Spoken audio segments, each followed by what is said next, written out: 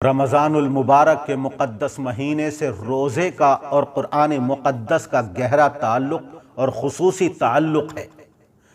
رمضان المبارک کے مہینے میں روزے کا اور قرآن کریم کا چولی دامن کا ساتھ ہے۔ جس طرح رمضان کے مہینے میں روزے فرض ہیں، قرآن کریم کو بھی اللہ نے رمضان المبارک کے مہینے میں نازل فرمایا ہے۔ شہر رمضان الذی انزل فیہ القرآن، قرآن مقدس کے اندر فرمایا گیا کہ اس مبارک مہینے کے اندر اللہ نے قرآن کو نازل فرمایا ہے۔ تو اس طرح گہرا تعلق کہ روزے رمضان میں فرض اور قرآن بھی رمضان ہی میں اللہ نے نازل فرمایا ہے۔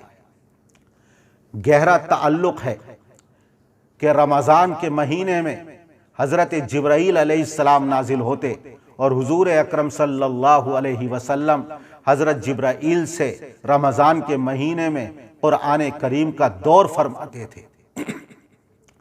رمضان کے مہینے میں تراویح کی نماز میں قرآن کریم کو مکمل ختم کرنا سنت قرار دیا گیا ہے۔ سنت مؤکدہ تراویح کی نماز میں پڑھنا، اس کو سنت قرار دیا گیا ہے۔ کتنا گہرا تعلق ہے کہ جس طرح روزہ میدان محشر میں اللہ کی بارگاہ میں سفارش کرے گا، اسی طرح قرآن کریم بھی اللہ کی بارگاہ میں سفارش کرے گا۔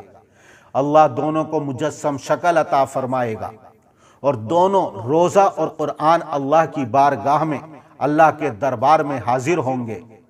قرآن کہے گا، اے اللہ، میں نے اس کو رات میں سونے سے روکے رکھا تھا، میری سفارش اس کے حق میں قبول فرما۔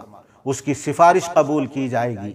روزہ کہے گا، اے اللہ، میں نے اس کو دن کے اندر کھانے سے، پینے سے، شہوتوں کے پورا کرنے سے روکے رکھا تھا، اے اللہ میری سفارش اس کے حق میں قبول فرما۔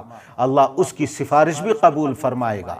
روزہ اور قرآن دونوں سفارش کریں گے اور دونوں کی سفارش اللہ جل جلالہ وعم نوالہ رمضان کے مہینے میدان محشر میں قبول فرمائے گا، اور روزے دار کی اور قرآن کریم کی تلاوت کرنے والے کی اللہ تعالی مغفرت فرما دے گا۔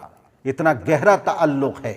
روزے سے جس طرح نورانیت پیدا ہوتی ہے، قرآن کریم کی تلاوت سے بھی نورانیت پیدا ہوتی ہے۔ روزے سے کس طرح نورانیت پیدا ہوتی ہے؟ روزہ نام ہے کھانے پینے، اپنی خواہشوں کو پورا کرنے سے رکنے کا۔ فرشتے کھاتے نہیں، فرشتے پیتے نہیں، فرشتے سوتے نہیں۔ یہ روزے دار بھی کھانے سے رک گیا، اللہ کے حکم کو مانا، پینے سے رک گیا، اللہ کے حکم کو مانا، نفسانی تقاضوں سے رک گیا، اللہ کے حکم کو مانا، گویا کہ فرشتوں کے ساتھ مشابہت اختیار کی۔ روزہ رکھنے سے روزے دار اپنے اندر صفت ملکوتیت پیدا کرتا ہے، فرشتے والی صفت پیدا کرتا ہے۔ یہ فرشتے نور سے پیدا کیے گئے ہیں، تو گویا کہ روزے دار روزہ رکھنے کی وجہ سے نورانیت کو حاصل کرتا ہے، اور یہ نورانیت کے پیدا ہونے کا سبب ہے۔ اسی طرح قرآن کریم کی تلاوت کے بارے میں اللہ کے رسول صلی اللہ علیہ وسلم نے ارشاد فرمایا کہ یہ دلوں کی زنگ کو دور کرتا ہے۔ اور قرآن کریم کی تلاوت کرنا دنیا کے اندر بھی نور کا سبب ہے، عالم برزخ میں اور قبر میں بھی نور کا سبب ہوگا، اور میدان محشر میں بھی قرآن کریم پڑھنے والے کے لیے نور بنے گا۔ تو روزہ اور قرآن دونوں کا چولی دامن کا ساتھ اور گہرا تعلق اور گہرا ربط ہے۔